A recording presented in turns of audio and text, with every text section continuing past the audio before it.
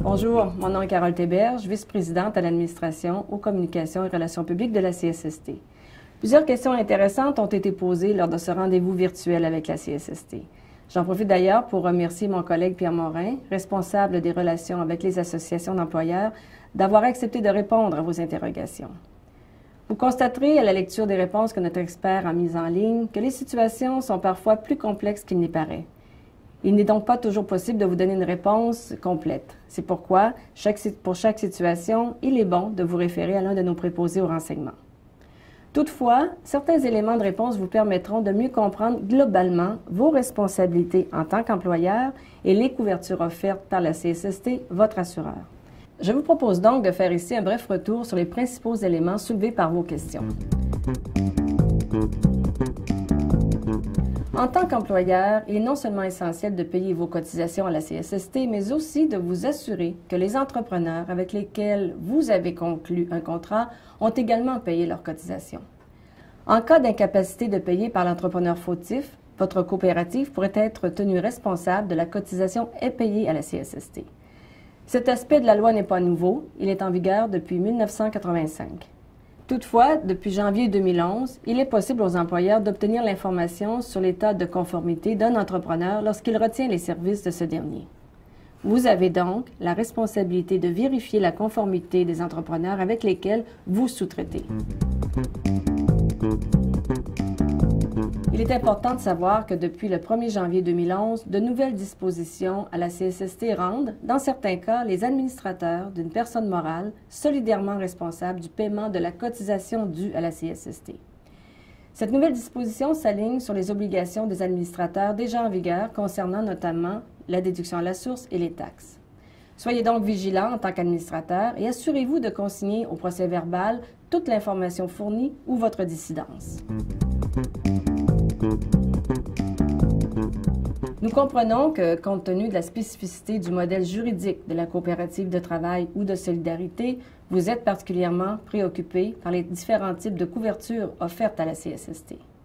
En effet, selon nos propres définitions, le statut de travailleur et de dirigeant implique un traitement distinct. Si un travailleur de la coopérative siège au conseil d'administration, il sera protégé en tant que travailleur pour ses activités au sein de la coopérative et aussi lorsqu'il siège au conseil d'administration. Cependant, si la personne qui siège au conseil d'administration est également président, vice-président, secrétaire ou trésorier de la coopérative, elle devra, pour être protégée par la CSST, souscrire une protection personnelle. Cette distinction est essentielle si vous désirez que tous vos travailleurs soient couverts par la CSST. Vous devrez également établir si les travailleurs autonomes auxquels vous confiez des mandats sont considérés par la CSST comme des travailleurs.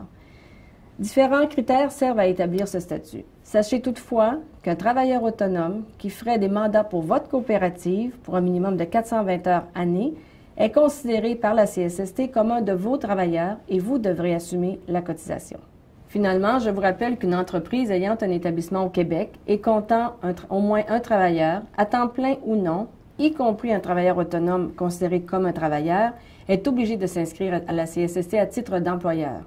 N'hésitez pas à communiquer avec la CSST pour avoir plus de renseignements sur ces sujets. Peut-on contester une décision? Tout employeur ou travailleur qui se croit lésé par une décision de la CSST a le droit de la contester selon les délais prescrits accordés. À l'intérieur d'un délai de 30 jours, l'employeur ou le travailleur peut demander à la CSST de la révision de sa décision. Si la décision est maintenue et que l'employeur ou le travailleur est toujours insatisfait, il peut alors s'adresser à la Commission des lésions professionnelles, et ce, dans un délai de 45 jours. Il est à noter que la décision de la Commission des lésions professionnelles est finale et sans appel. Par ailleurs, l'employeur peut également, dans les 6 mois de sa prise de connaissance d'un nouveau fait, demander à la CSST qu'elle détermine à nouveau une décision qu'elle a rendue concernant l'imputation, la classification ou la cotisation.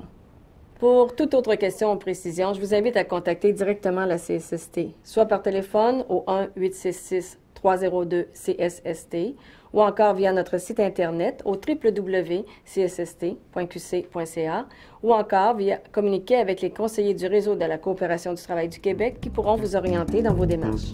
Merci. Bonne fin de journée.